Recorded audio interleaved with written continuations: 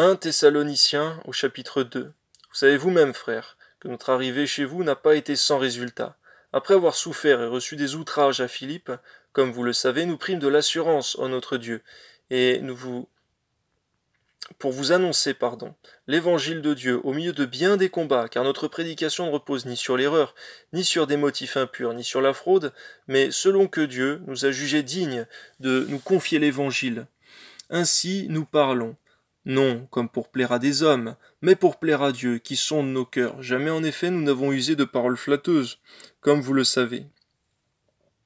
Jamais nous n'avons eu la cupidité pour mobile. Oui, garde-nous, Seigneur. Dieu en est témoin. Nous n'avons point cherché la gloire qui vient des hommes, ni de vous, ni des autres. Nous aurions pu nous produire avec autorité comme apôtres de Christ, mais nous avons été pleins de douceur au milieu de vous, de même qu'une nourrice prend un tendre soin de ses enfants. Nous aurions voulu, dans notre vive affection pour vous, non seulement vous donner l'évangile de Dieu, mais encore nos propres vies, tant vous nous étiez devenus chers. Vous vous rappelez, frères, notre travail et notre peine, nuit et jour à l'œuvre, pour n'être à charge à aucun de vous.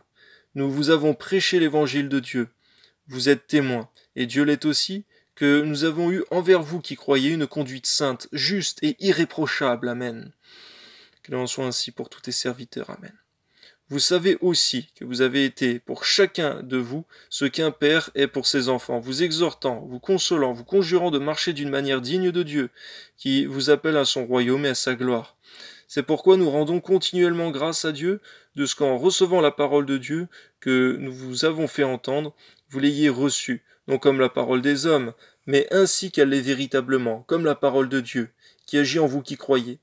Car vous, frères, vous êtes devenus les imitateurs des églises de Dieu qui sont en Jésus-Christ, dans la Judée. Parce que vous aussi, vous avez souffert de la part de vos propres compatriotes les mêmes maux qu'elles ont souffert de la part des Juifs. Ce sont ces Juifs qui ont fait mourir le Seigneur Jésus et les prophètes qui nous ont persécutés,